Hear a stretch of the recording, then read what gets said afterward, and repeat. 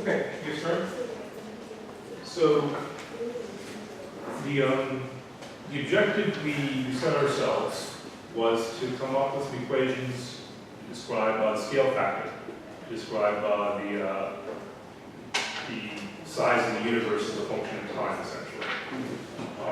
So we've noticed that this is operative under various assumptions, the biggest of which is homogeneity and isotropy.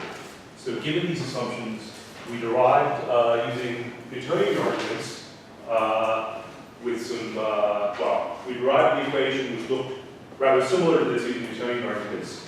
This is the correct version using Einstein's general relativity.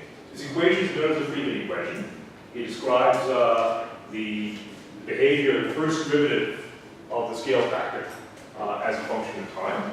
So this is a differential equation that we need to end up solving in order to describe the physics of the universe. So we notice there are two parameters here. There's a function a of t and a function epsilon of t. A of t is a scale factor, and epsilon of t is the energy density as a function of time. In addition, we have parameters kappa and r. Kappa telling us about the geometry of spatial sections, and r telling us about the curvature of those spatial sections. So we have one differential equation for two functions. So as we proceed, we need to construct additional differential equations in order to solve for epsilon as well. So what's the energy density? Well, Einstein tells us that E is m squared c to the fourth plus p squared c squared to the 1/2. So in the non-relativistic case, P is approximately mv, and V is much, much less than C. So in this case, the energy is mc squared 1 plus v squared over c squared to the 1/2, which is approximately mc squared plus 1/2 mv squared. Taylor expanded square root. So what this is telling us then is that we have the rest mass energy of a trial particle, in addition to which we have the kinetic energy of the particle, and that's described by this energy. So because V is much, much smaller than C, the leading term is the one that dominates this expression for the energy. So as a result, the energy density for non-relativistic matter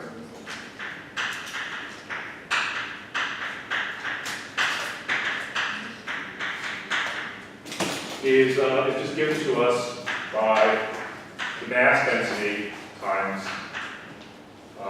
c squared.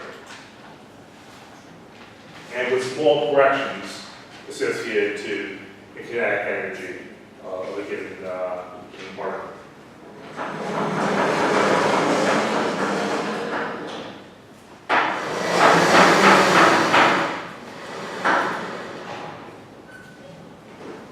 For relativistic particles,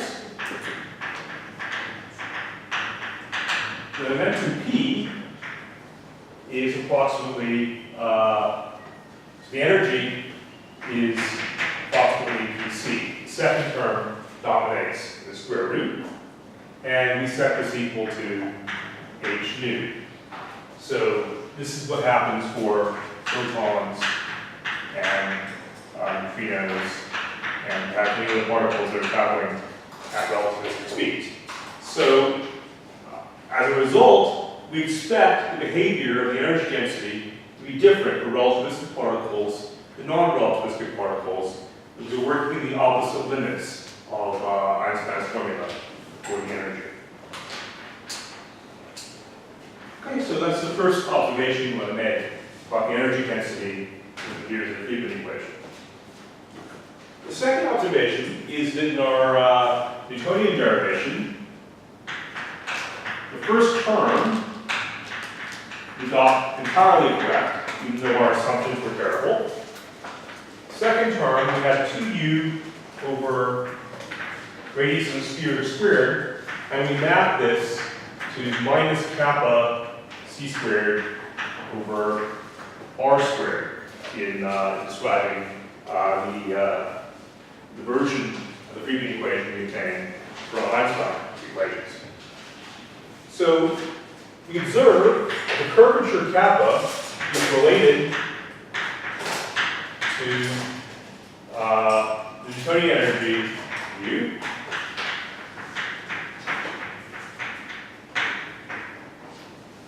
And of a test mass. And u less than 0 is associated to kappa equals plus 1. U bigger than 0 is associated to kappa is minus 1. And u equals 0 corresponds to a flat case where kappa equals 0. So we can rewrite the Friedman equation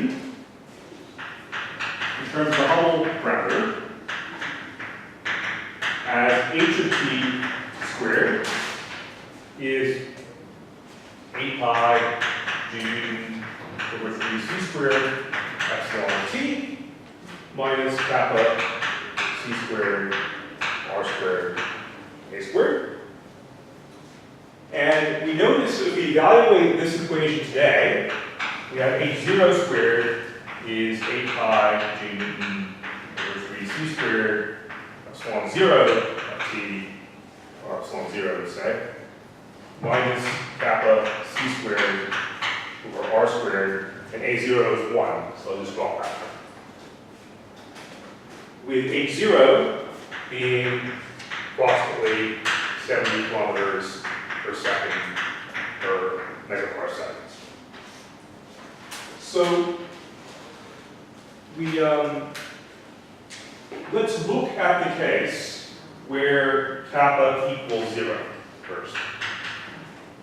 In the case where kappa equals 0, this function h of t squared is just 8 pi g newton over 3c squared epsilon of t.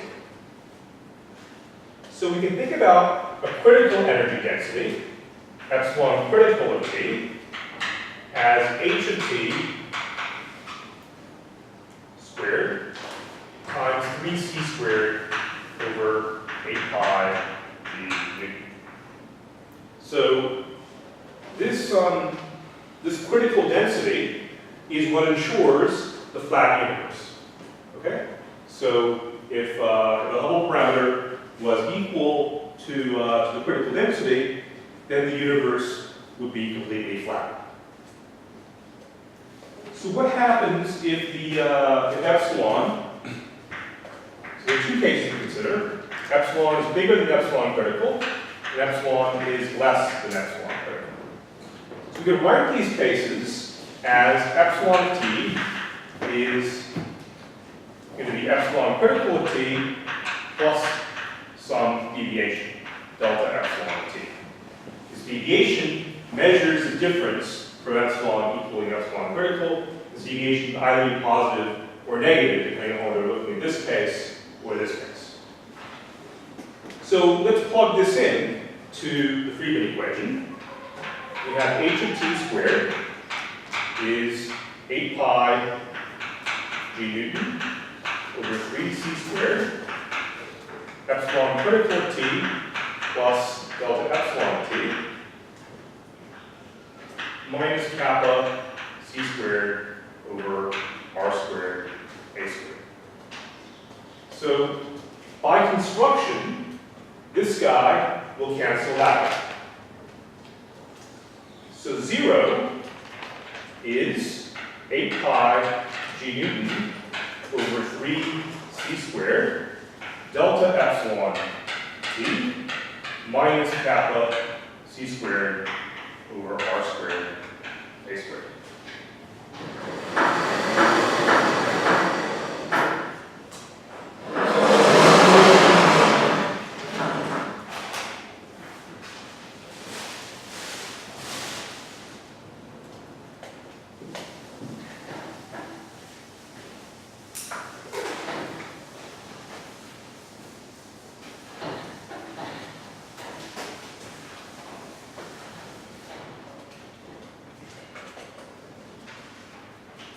So now, if delta epsilon is positive, 0 equals delta epsilon minus kappa c squared r squared a squared.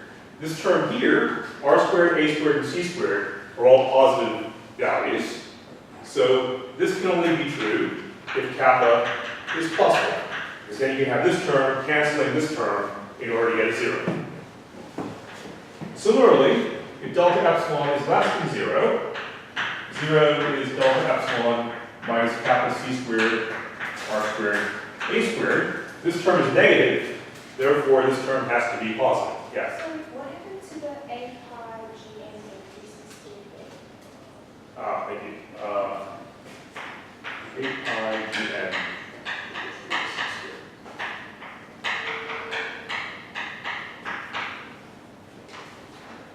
Okay, so 8 pi gn over 3c squared is a positive number, doesn't change in the arguments I'm making.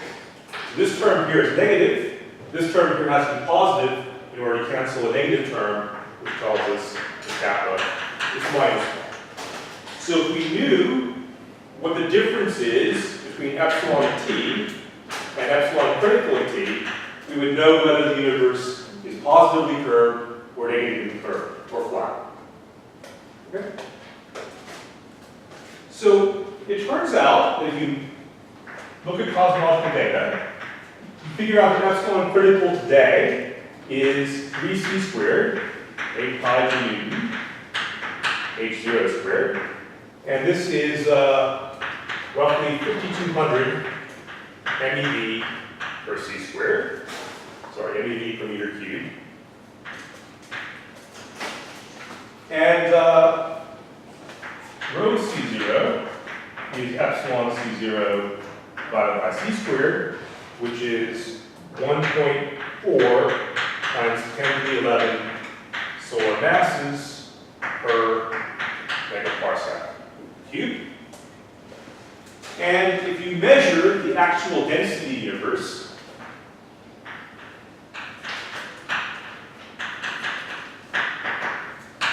it's very close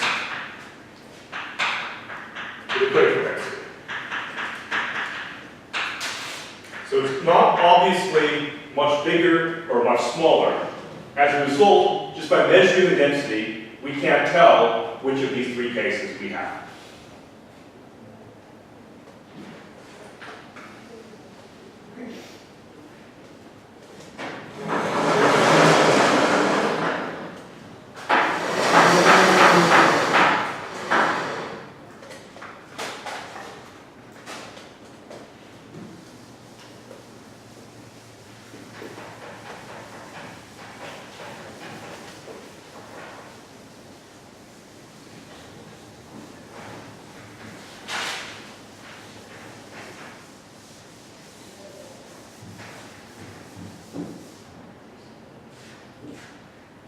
It's useful to define a new parameter, omega of t, which is the ratio of epsilon of t to epsilon critical of t. So this omega, because it's the ratio of two energy densities, is dimensionless. And we can rewrite the frequent equation as 1 is equal to 8 pi g Newton over 3c squared h of t squared. So we're just dividing both sides by h of t squared, epsilon of t, minus kappa c squared over r squared, a squared, h of t squared. And this is this ratio, epsilon of t, so this guy here is epsilon critical of t to the minus 2. So the ratio we have here, sorry, epsilon minus 1, we have epsilon over epsilon critical. So this is really omega of t minus kappa c squared over r squared, a squared, h squared. Yep. What's the omega of t again? It's this. What's it mean? It's the ratio of the energy density to the critical energy density. So it's telling us whether So if omega is bigger than 1, means epsilon is bigger than epsilon critical of t. Therefore, as a result, kappa has to be equal to plus 1. Similarly, if this ratio is smaller than 1, it tells us kappa is equal to minus 1.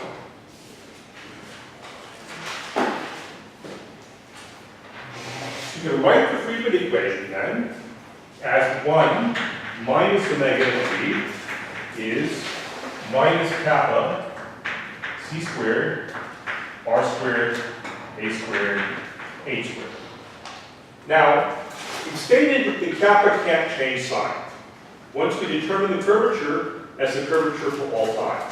So the right-hand side can't change sign. Consequently, the left-hand side can't change sign either. Okay. So, right-hand side can't change sign, which implies left-hand side can't change sign.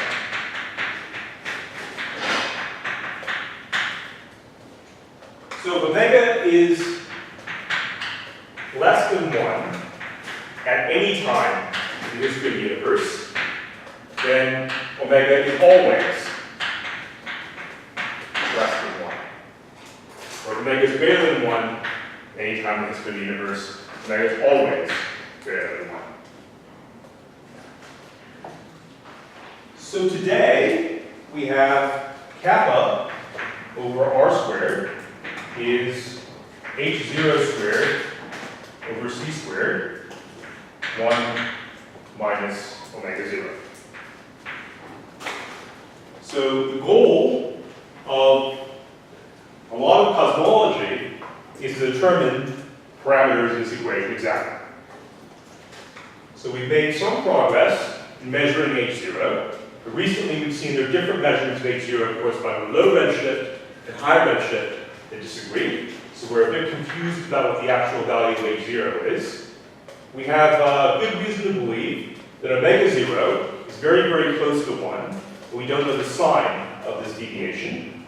And as a result, we don't know the size of kappa or the curvature r. We know the curvature has to be big, because the universe is fairly big. Otherwise, we don't know anything else about this equation. Yeah? Does the curvature, I mean, it's part of a constant. R is a constant. It's a constant. Yeah. It doesn't change if the unit is finely. That change in the radius, this is a co-moving parameter, so it's constant, but the change is parameterized by A of t. So you can think about the spatial sections, for example, as being spheres or as being saddles. And the size of the sphere is expanding with the expansion of the universe, but that's all built into A of t.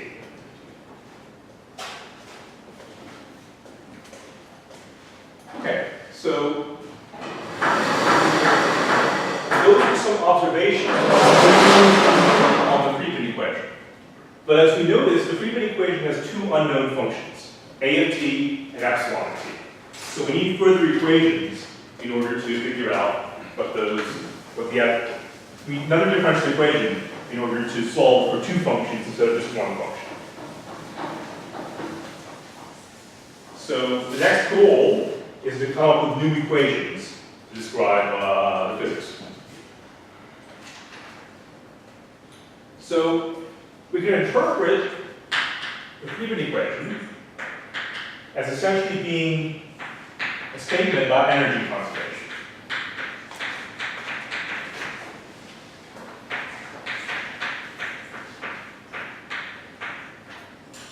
So we essentially obtain this equation by looking at the conservation of energy in an Newtonian setup. So this makes sense. This is just morally an equation about energy conservation.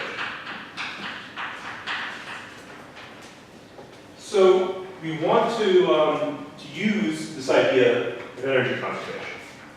The first law of thermodynamics is also essentially a statement about energy conservation. So it says that the change in the heat is related to the change in the energy plus the dV, and we interpret the change in the heat as T times ds, where S is the entropy and T is the temperature. So we want to use this idea. So P, so we use capital P, because I already used little p for momentum. So P is pressure, V is volume, E is energy, S is entropy, and T is temperature. We're considering a process that's relevant to the universe as a whole. Because the universe as a whole is thought of as a closed system, del Q is 0. There's no heat flowing out of the entire system as a whole.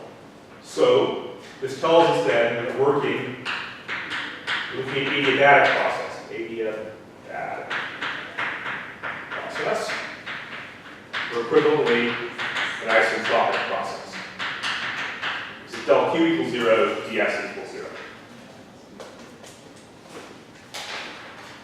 Okay, so we have the equation then that 0 is dE plus P dV.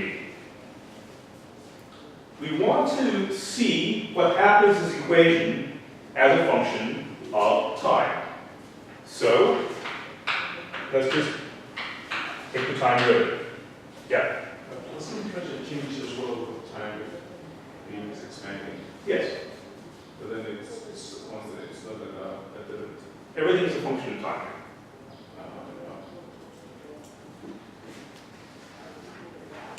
Okay, so we have 0 is E dot plus P E dot. So the volume, V of T, is 4/3 pi, some volume of the sphere we're considering, and the time dependence is built into the scale factor A of T. So V dot is 4/3 pi RS cubed times 3 A of T squared A dot of T. So we can write this as 3 times the volume A dot over A. Just multiplying and dividing this expression by A. Okay. The energy, so that's the volume. The energy is the energy density, epsilon of T, times the volume of T. So therefore, E dot is V dot epsilon plus epsilon dot B. Just using the product rule for the derivatives. So, using the previous expression, we can write this as V times epsilon dot plus 3 A dot over A times epsilon.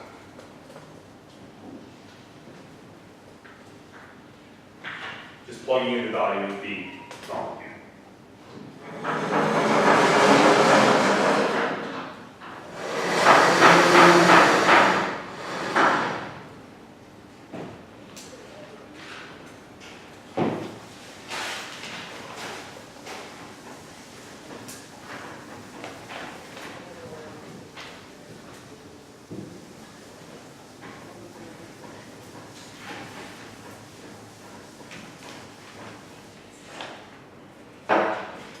So we then have E dot equals, then we have 0 equals E dot plus P E dot, and that guy is V times epsilon dot plus 3 A dot over A, epsilon. So this expression here is,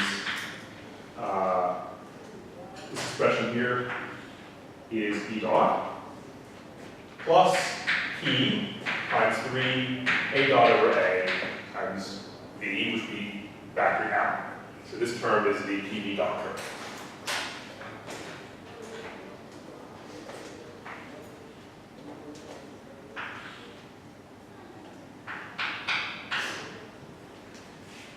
So we can write this expression as epsilon dot.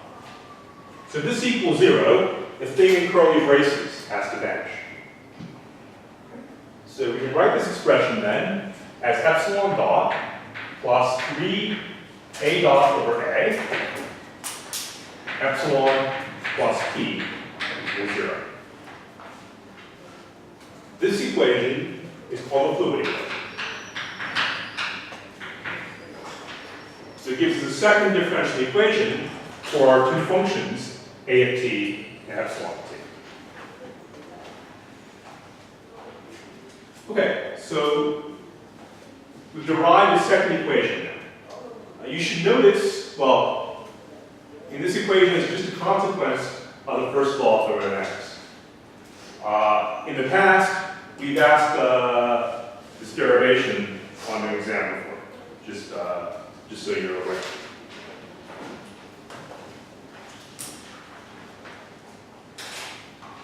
Okay, so let's see if we can manipulate this equation a little bit. So let's multiply the equation by a squared. When we do this, we get,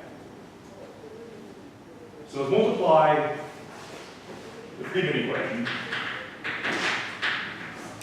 by a squared. We get a dot squared is 8 pi g Newton over 3 c squared epsilon a squared minus kappa c squared over r squared. So we just take the equation to the top line up there, multiply by a squared, and we get this. So now let's take the time derivative.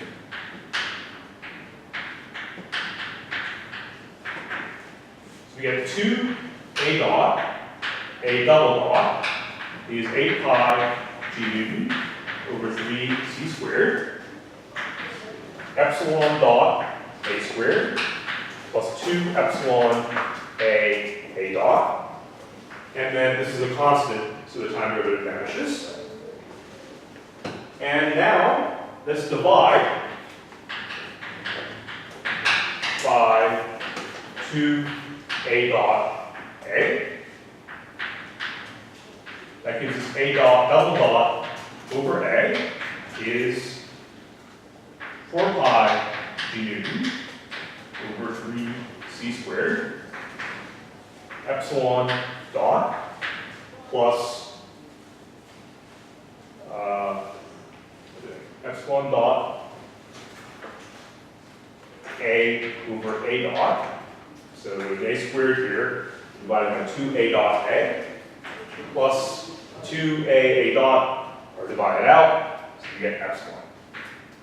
2 epsilon. Okay. So now we use the fluid equation. The fluid equation tells us that epsilon dot a over a dot is equal to minus 3 epsilon plus pressure. Just rearranging terms here. So you plug that expression into here, and we get a double dot over a is minus 4 pi g Newton over 3 c squared epsilon plus 3p. Okay, so we plug this in, this expression here, we use to eliminate this term here. So this equation here is called the acceleration equation. This is telling us about the second derivative of a.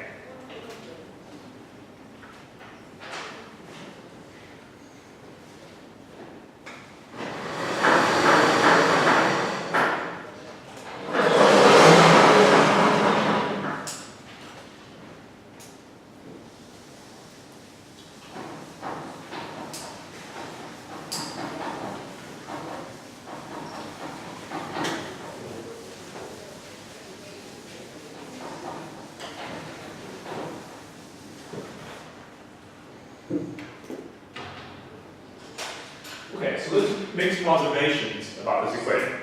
Yeah? What's the routine called fluid equation? Was it? This is a similar equation for fluids. We're working into an approximation where the universe is really acting like a fluid. This is sort of similar to the idea that, at short scales, if you're looking at a fluid, you have molecules, and you need to look at molecular dynamics or describe what's happening in the fluid. Looking at sufficiently long scales, the molecular dynamics don't really matter. So you're looking at a continuum object. This is exactly what's happening in the universe. You're working on long scales, you have homogeneity and isotropy. So the universe is made of a fluid on these very large scales.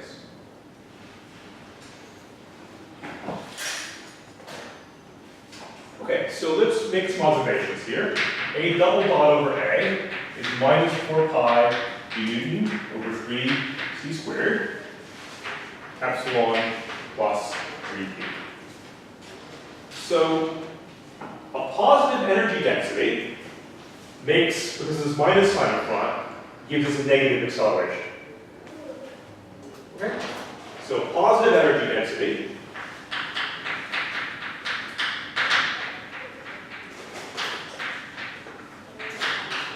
gives negative acceleration. So the universe is expanding, but the expansion is slowing down because the acceleration is negative. That's how you interpret a positive energy density.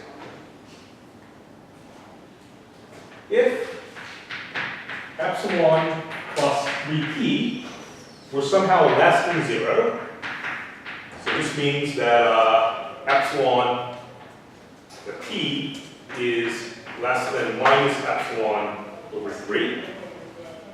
If this is true, then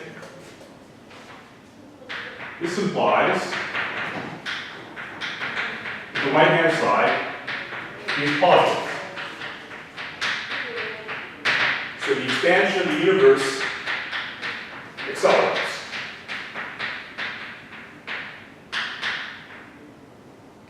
Okay, so we're saying pressure is negative because of this. It has to be very negative in order for the universe to accelerate scale factor. So you can ask, what does negative pressure mean? It's sort of a strange concept here, but it's not really that unusual. Suppose you have a sheet of rubber and you compress it.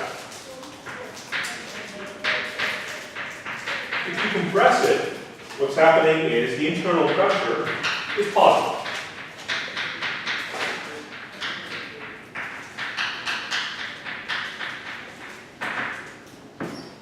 But if you stretch it, the opposite happens. Compared to no force being applied, the internal pressure is negative. So nothing is wrong or unusual about encountering negative pressures. We just don't really think about pressure of a gas, for example, in a room as being negative. So the familiar pressures we experience with are all positive. We know simple examples in physics with negative pressure. So this is not that weird a situation to be in.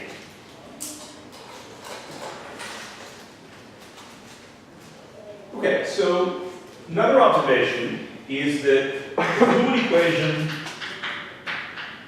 or the acceleration equation are equivalent, since one is sort of derived from the other. So we have 3 equations. You can solve any two you like, and it'll be a solution to the third, because they're all internally self-consistent. So depending on the situation, we typically solve the frequent equation, the fluid equation, or the frequent equation and the acceleration equation. That's why there are 2 different equations that we looked at here that are equivalent. Okay. So now we need to. So now we have A of t, we have epsilon of t, and we have p of t. So we need to figure out how these parameters are related, because we only have 2 equations.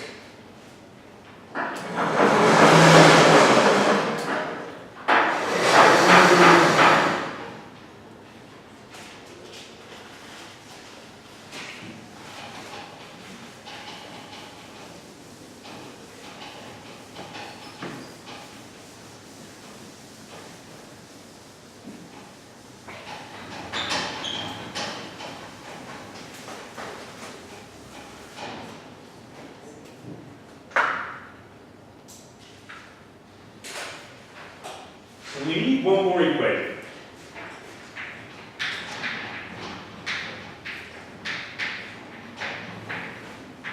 We want P to be a function of the energy density in order to get this extra equation.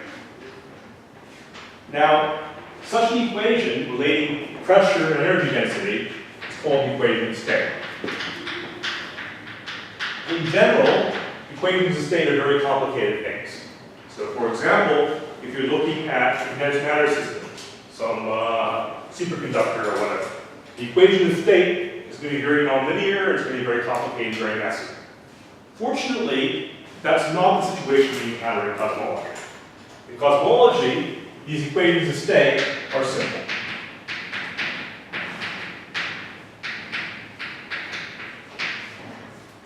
So the equation of state is just P is W epsilon. So it's a linear equation that says that pressure and energy density proportionally spread. So W is called the equation of state parameter.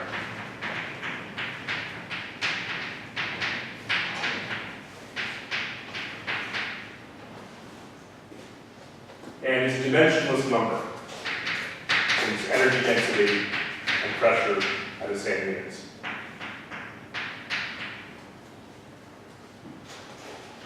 Okay, so what is this guy? Well, for a non-relativistic gas, we have PV is N kBT. That's the ideal gas law. So we can write this expression as PV is the mass of the gas divided by the mass of a typical particle. That gives us a number of particles in the gas times kBT. But this implies, divide both sides by volume. This gives us pressure is the mat is so M over V is rho, the mass density, divided by a typical mass times kBT. So we can write this guy as the energy density over mc squared times k volts per T. Just multiplying and dividing by c squared. Now, the equipartition theorem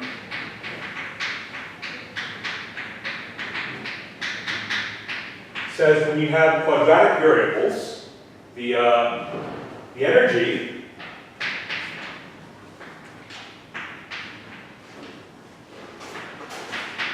is 3/2 n k volts in T.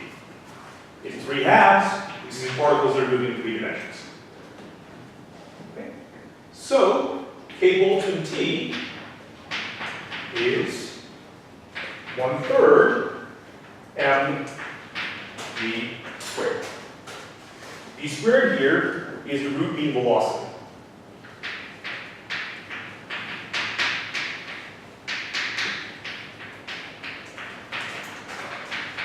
So you take this expression for kBT and you plug it in here.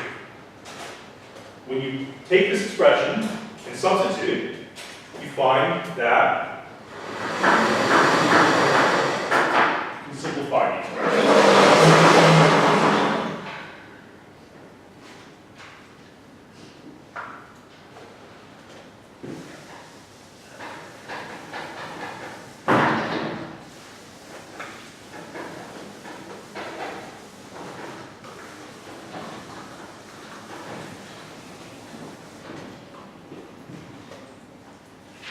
We have then pressure is epsilon over mc squared times kBT is epsilon over mc squared times 1/3 mv squared, which is 1/3 v squared over c squared epsilon. Yeah? What happened to the n? Which theorems, 1/2 mv squared is 3/2 n kbt, then next line, it's not. What did I do here?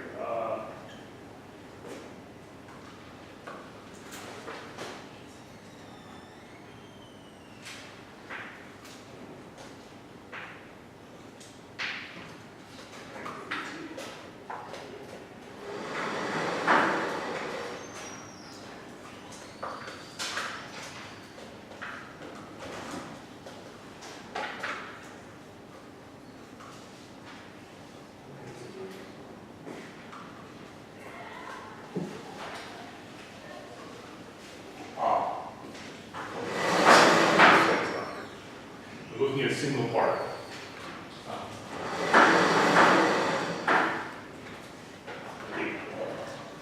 So we see indeed the pressure is linearly related to energy density, and the factor in front is 1/3 v squared over c squared, and that's W.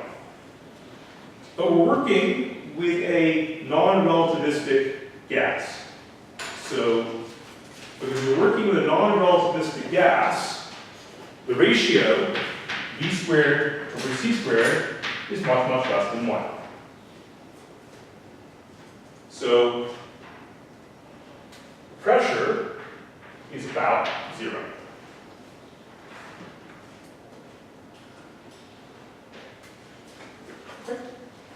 For relativistic particles, we have a similar argument, except now v squared over c squared is approximately 1. So in this case, the pressure is approximately 1/3 epsilon. So here, so non-relativistic,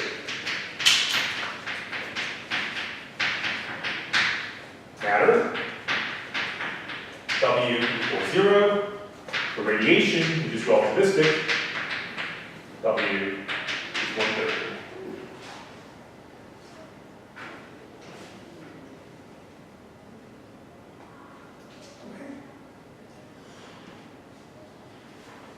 Now, the speed of sound, cs squared, is c squared, speed of light, times dp d epsilon.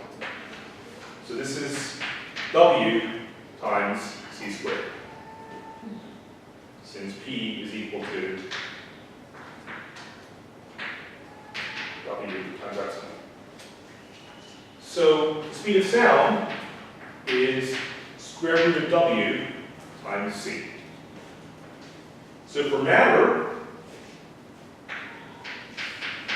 speed of sound is approximately 0. It's much, much less than c is what this means. So the speed of sound is a few hundred miles per hour. The speed of light is 186,000 miles per hour. So it's much, much smaller. For radiation, the speed of sound is 1/√3 times the speed of light.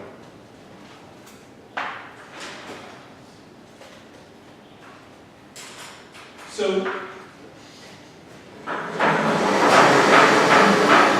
this will become relevant when we, at the end of the course, when we discuss structural formation in the universe. So the speed of sound is what determines the dynamics of structural formation. It's by measuring that.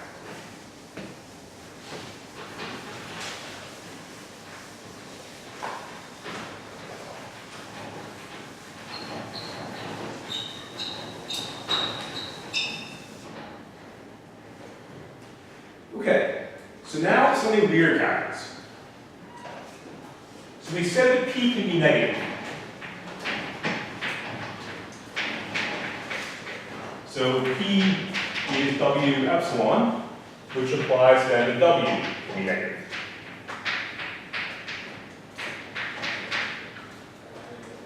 So if W is less than 0, this means that the speed of sound is imaginary.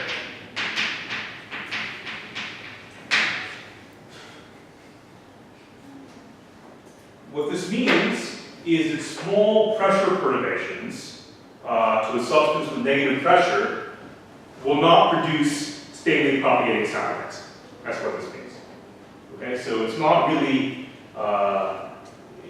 it's something that's propagating with negative imaginary velocity. It's just the system is unstable to the propagation of sound. The case where -1 is less than or equal to W is less than or equal to -1/3 is very interesting.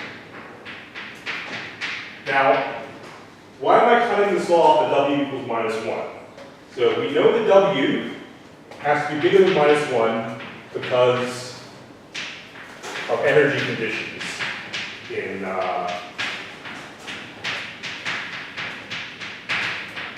general relativity. So the idea essentially is you're solving Einstein's equation.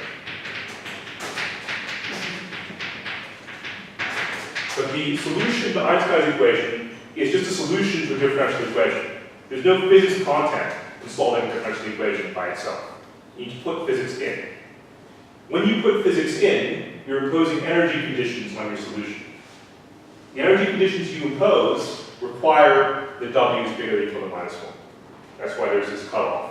W can't be infinitely negative. The most negative it can be is -1. But W between -1/3 and -1 gives us an accelerating universe.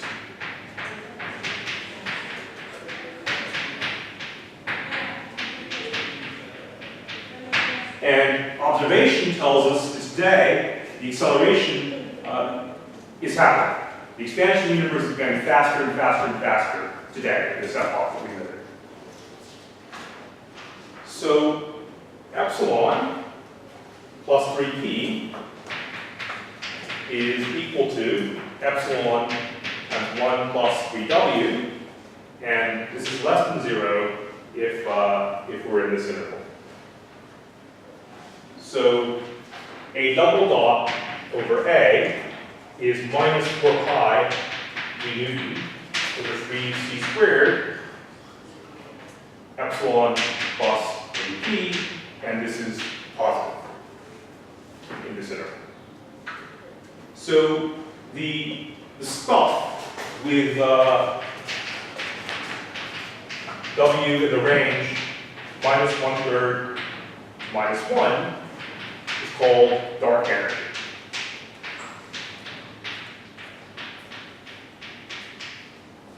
If W equals -1 exactly, we have a pretty good idea of what dark energy might be. If W is not equal to -1, but is somehow within this range, we don't know. W equals -1 is called the cosmological constant.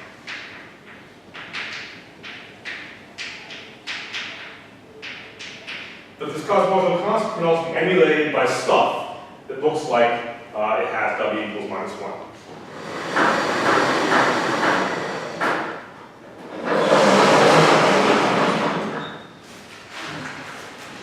Okay, so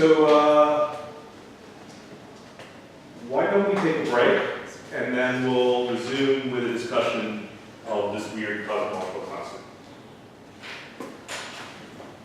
Okay, so historically, what happened was that in the 1920s, Hubble realized the universe is expanding.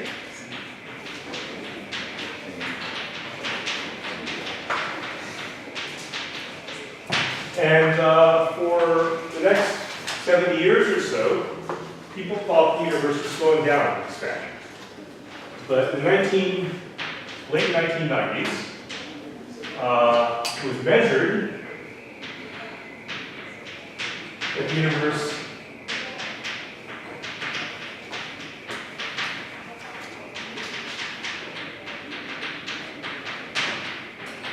is accelerating. The way people measured this was they looked at supernova. So if you consider a binary system where there's a white dwarf and a companion star, what happens is the gas in the companion star spirals in by the force because of gravitational attraction and deposits onto the white dwarf in these systems. At some point, the white dwarf accumulates so much mass that it blows up. That's a supernova. It blows up when it acquires the same stuff anywhere in the universe, right? So anywhere in the universe, once it accumulates a certain amount of stuff, it'll blow up. When it blows up, we know how bright it should be. So we know, based on stellar dynamics, stellar astrophysics, what happens when it accumulates sufficient stuff that it blows up. So that supernova is of a uniform brightness anyway. We can measure how bright these supernovae actually are by finding them. And the supernovae which are further away, the higher redshift, are dimmer than they would have appeared if the universe was merely expanding. That tells us the universe is accelerating. So that's the observational evidence for an accelerating universe. Usually supernovae are very rare events. They happen maybe once per century per galaxy like ours. So it's not a frequent occurrence that we see these things. But there are lots of galaxies. So we can measure these things just by observation. And we use those observations to deduce this fact about the universe. And the guys who did this in the late 1990s won the Nobel Prize for their discovery that the universe is accelerating. So I want to discuss how this might happen and what kind of thing we can expect with a negative equation state right. So because Einstein didn't expect the universe to be expanding at all, he introduced a fudge factor into his equations, cosmological constant, in order to ensure a static universe.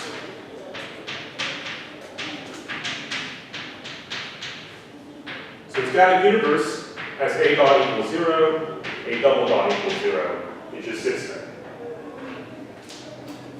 So if you remember Poisson's equation told us, if you look at the Laplacian of the gravitational potential, you get 4 pi g Newton rho, and we interpret the acceleration as the gradient of this potential.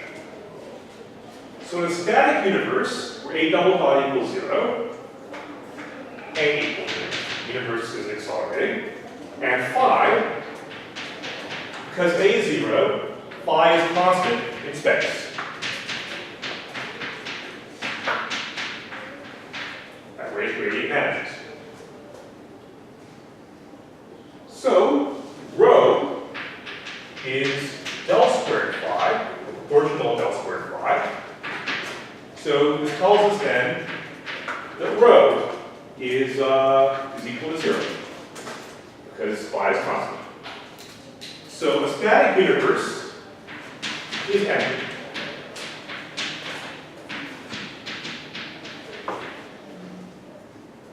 Okay? Because there's no mass density anywhere in the universe.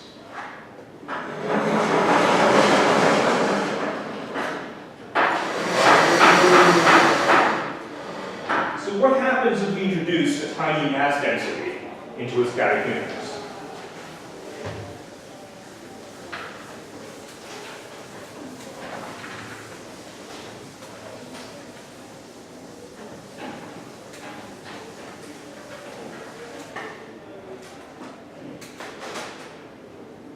So a matter-filled universe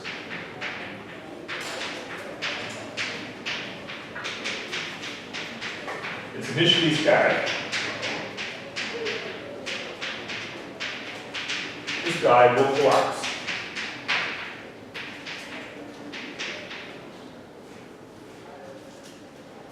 A matter-filled universe that's initially expanding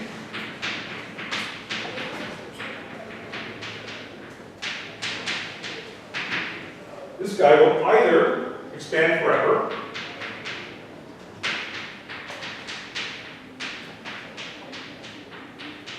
or it will reach a max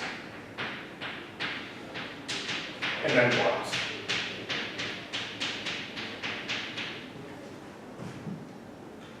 So, how do we make a matter-filled universe that doesn't expand or collapse? What we do is we modify the Poisson equation.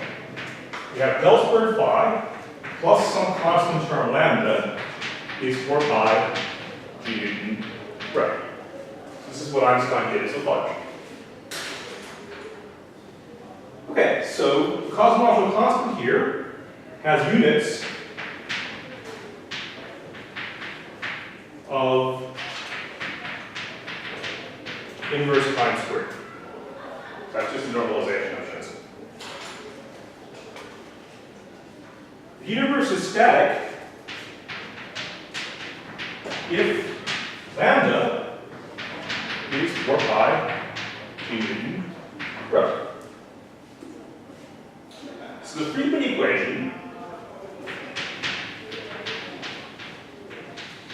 becomes a dot squared over a squared equals 8 pi g Newton over 3c squared epsilon minus kappa c squared over r squared a squared plus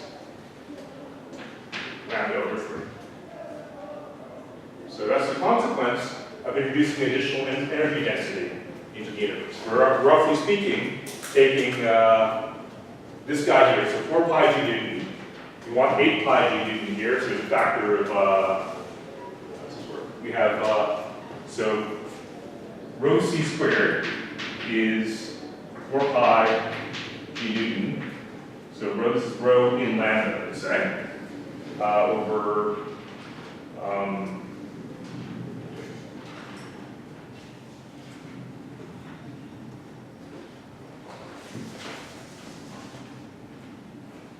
so rho c squared is lambda over 4 pi g Newton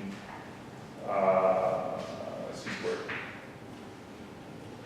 And if we modify the energy density to include, so I'll call this energy density twiddle, it's energy density plus lambda c squared over 4 pi g Newton. If you plug energy tilde for energy density here, you'll get this equation. Okay. The acceleration equation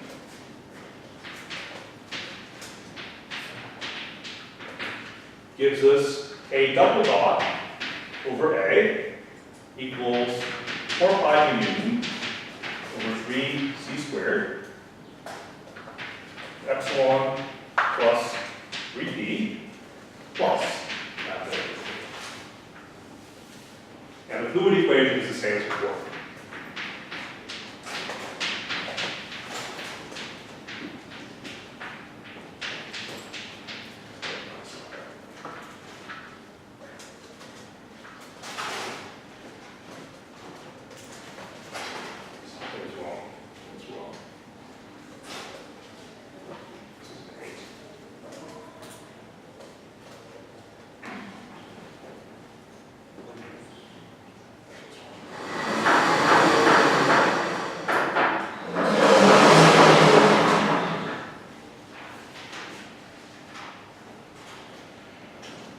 Okay, so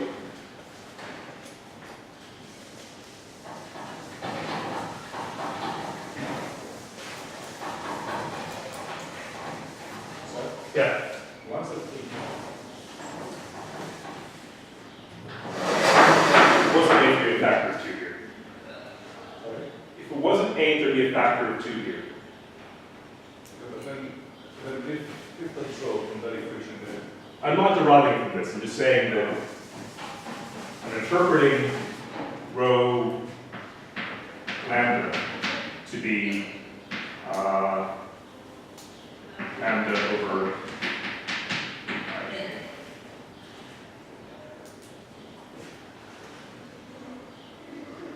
epsilon lambda rho lambda c squared.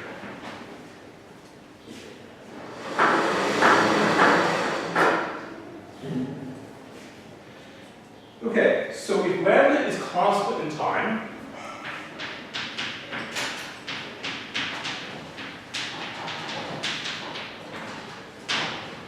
then so is epsilon lambda. And P lambda is W epsilon lambda, and W is equal to -1. So this is minus c squared lambda over 8 pi d.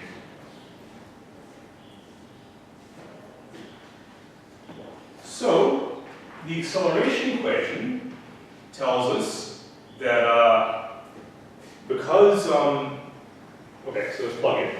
Acceleration equation, we have a double dot over A is minus 4 pi g Newton over 3c squared epsilon minus 2 epsilon lambda plus 3t. Okay, so I'm looking at,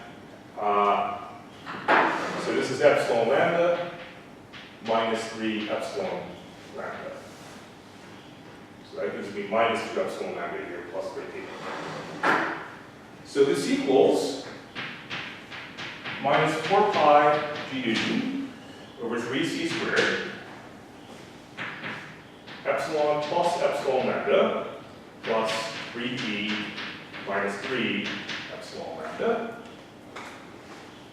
And I'll call this epsilon tilde plus 3 t tilde. So we can think about lambda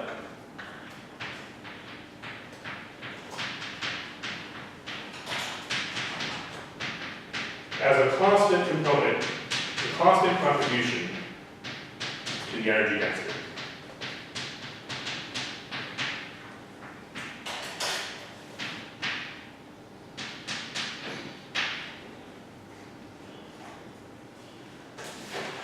With the equation state parameter W is -1. So this is weird. It's weird because the universe is expanding. Even though the universe is expanding, the contribution lambda stays the same. It's energy density that remains constant anywhere in space, even with the expansion of the universe. Okay, so this seems bizarre because as the expansion of the universe is increasing, the volume is increasing, and energy is energy density times volume.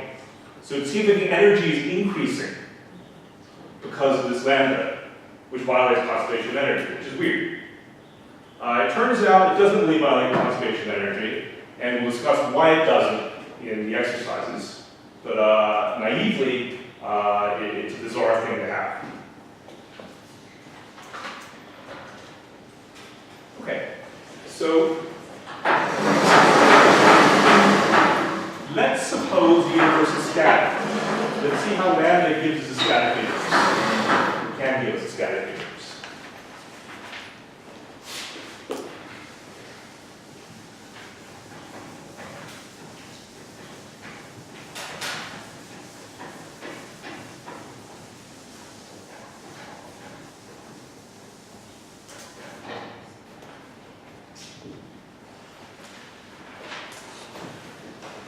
So suppose A double dot was 0. If A double dot is 0, then 0 is minus 4 pi g Newton over 3c squared epsilon plus 3p plus lambda over 3. So suppose we've got matter in the universe, then P equals 0. Since equation state parameter for matter is 0.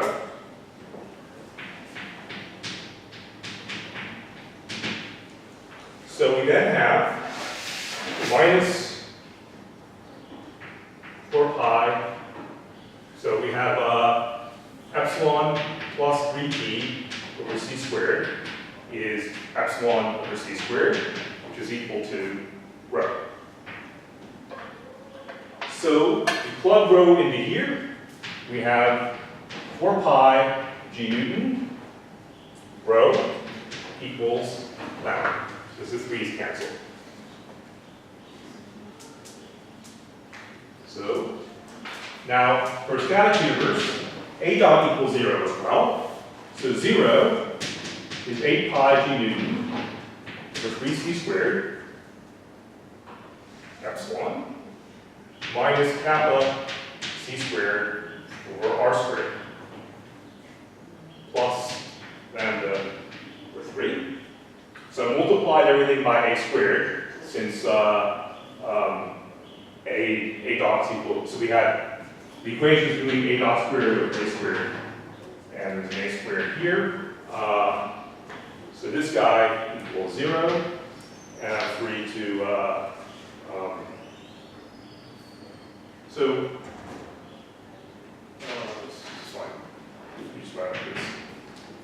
So we have, let's look at today. A dot is 0 by static approximation. We set a0 equal to 1. So today we have 8 pi g Newton over 3c squared. So epsilon is rho c squared, so I'll just put rho. And minus kappa c squared over r squared plus lambda over 3 equals 0. So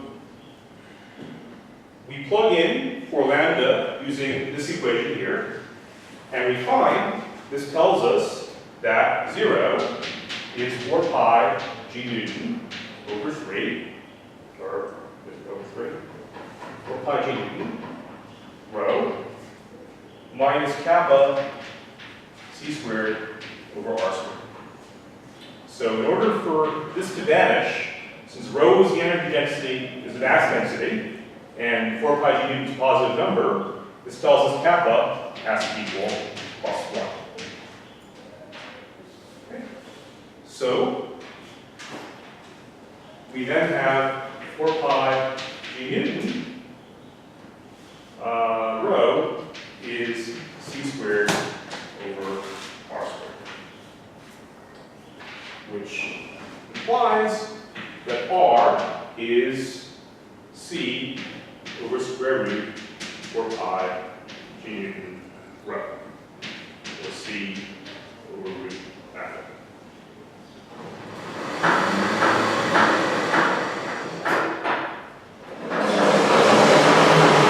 That's a static universe, which we can engineer using this cosmological constant parameter that Einstein introduced. Now, we know the universe isn't static. We know that A is changing.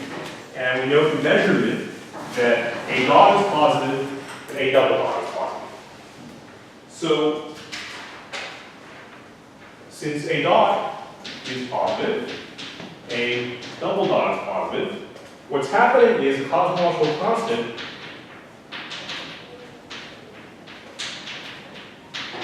is doing something to the dynamics of the universe. Cosmological constant is exerting a repulsive force. We know gravity is attractive. In order for the acceleration to happen, we need to overcome gravitational attraction. And what the cosmological constant is doing is providing a repulsive effect, which ensures that these things can happen.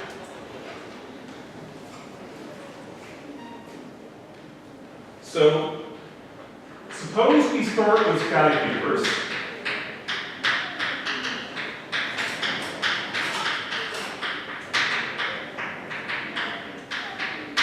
With A dot equals 0 and A double dot equals 0. And we perturb it. So A goes to A0 plus delta A. So because let's set delta A be positive. Let's make it slightly bigger. So rho will get smaller because the volume increases.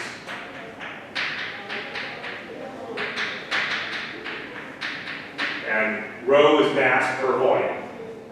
So we made A bigger, the volume gets bigger, rho gets smaller. Lambda stays the same. It's a constant.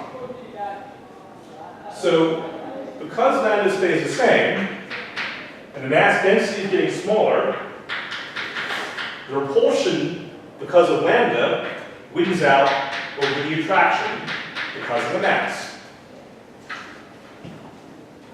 So the universe expands.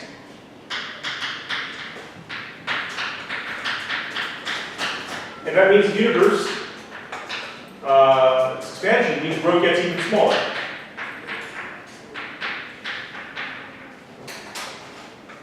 So the expansion becomes faster and faster.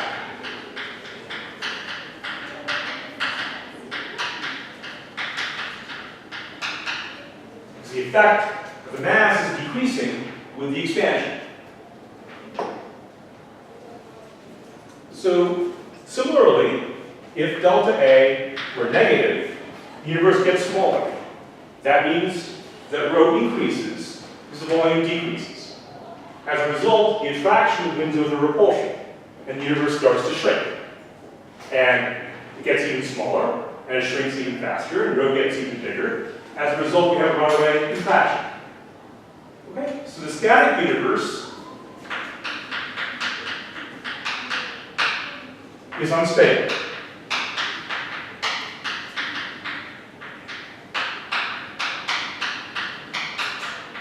Either it exponentially expands or it exponentially contracts. What we're seeing is an exponential expansion.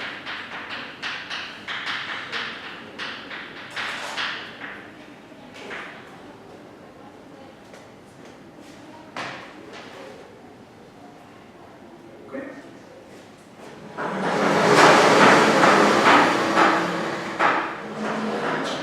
So that's its effect. You can then ask, what is this thing that has this strange behavior?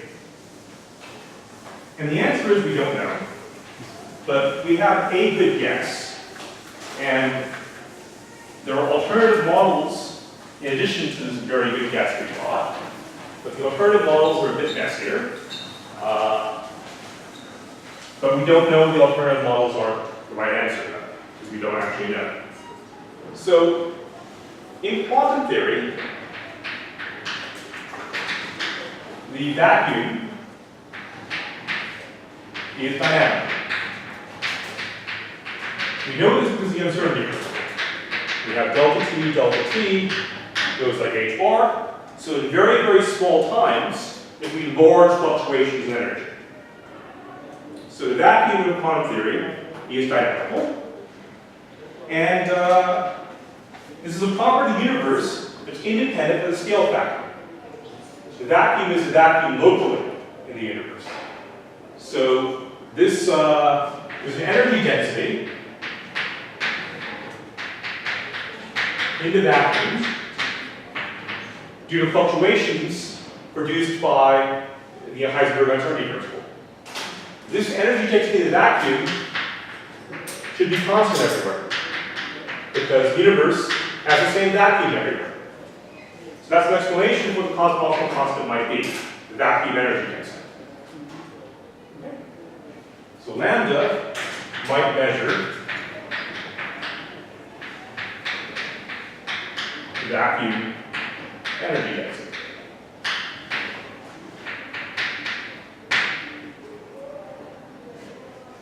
The problem with this is that the natural scale, so the vacuum energy density is the energy per volume.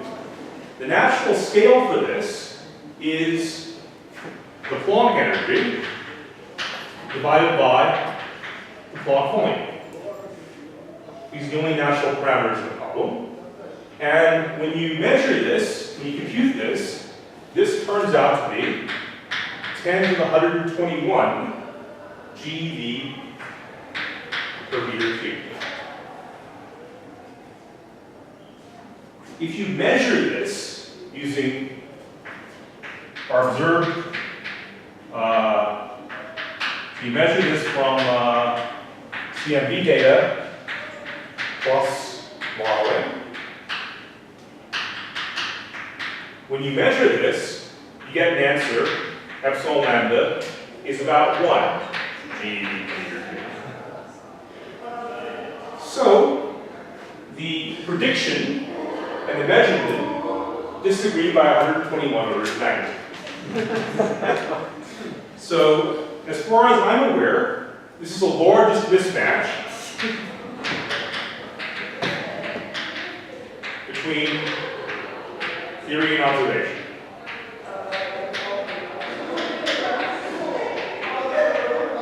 In science today. So, we need to come to an explanation for what cosmological constant is. The simplest explanation, this guy here, requires us to fine-tune 121 decimal places, which is just weird. So this disagreement is called the cosmological constant problem.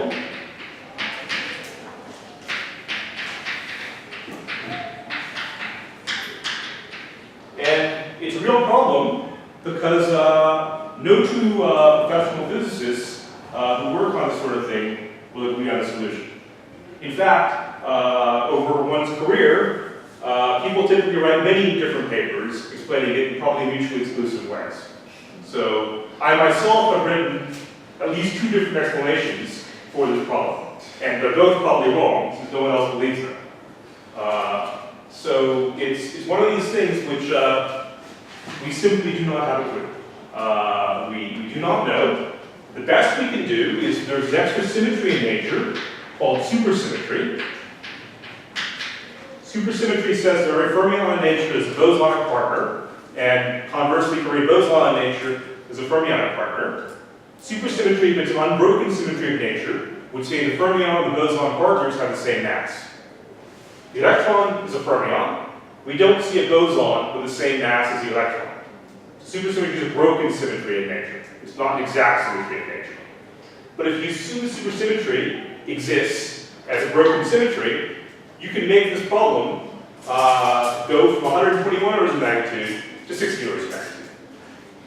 That's progress, but it's not really good progress. So we don't know. There are also alternative examples of stuff in the universe that can behave like a cosmological constant without actually being a cosmological constant. So if you go a step beyond quantum mechanics, so quantum mechanics is a theory where we don't have the speed of light as a parameter. So it's not consistent with special relativity. If you make quantum mechanics consistent with special relativity, you'll get quantum field theory. So in the original diagram I drew, beginning of the course, I've turned on H bar and C. When I do this, I can construct certain fields, certain quantum fields, and the energy density in the quantum field is, let me get my factors right. So physicists, high energy theoretical physicists, work in units where H bar equals C equals 1. So I never remember where the H bar and C is going.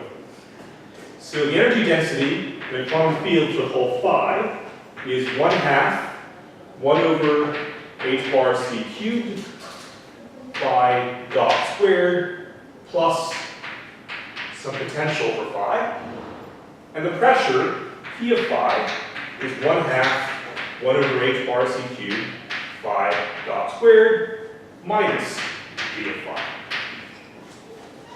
So we have the equation to state epsilon equals, or P equals W epsilon. So let's just look at the ratio. W is P over epsilon. So this is 1/2 1 over H bar C cubed phi dot squared minus v of phi over 1/2 1 over h bar c cubed phi dot squared plus v of phi. So you should think about this as a potential energy, and this guy's a kinetic energy. So if 1/2 1 over h bar c cubed phi dot squared is much, much less than v of phi, this guy is approximately -1. Because then this term drops out, you have minus v over v, that ratio is -1. So a quantum field like this looks to have the same equation of state as a cosmological constant we're considering.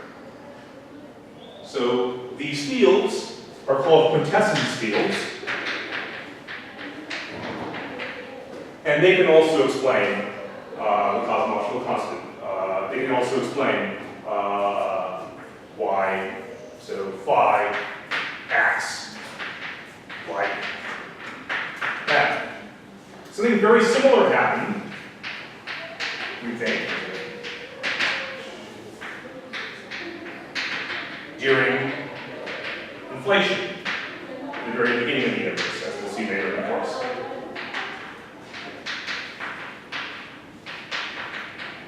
But we've only looked so far for case w equals -1.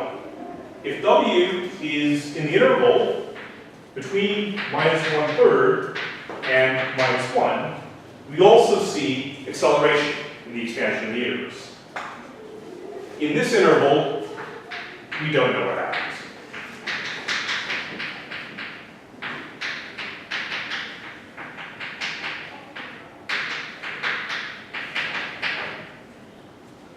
So this is a place in which, quite literally, the entire community of higher energy theoretical physics simply does not have a clue.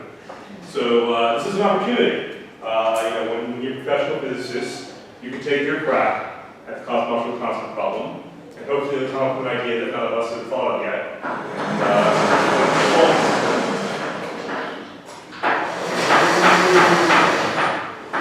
So that's where we are. We've discussed the dynamics of the universe in terms of differential equations, a Friedmann equation, and equivalently the fluid or acceleration equations. So in the next couple of weeks, we'll look at solving these equations, describe universes with matter and radiation and cosmological constant curvature and everything else. So we start approaching solutions to how the universe behaves dynamically as a function of time. We've seen that there are various simplifying assumptions that go into this discussion, namely eliminating isotropy. But in addition, we've also assumed an equation of state that says pressure is proportional to energy density. And depending on the stuff you're looking at, that proportionality constant changes. So radiation has a proportionality constant of 1/3, which is different from proportionality constant of matter, which is 0, and again different from the proportionality constant associated with cosmological constant, which is -1. We've seen there's this existence of this idea of dark energy, and dark energy has an equation of state parameter which is negative between -1 and -1/3, and explains the acceleration that we observe in the universe, and we don't know what it is. So far that's what we've done. So next week we'll start looking at solutions to the equations we've written. Any questions?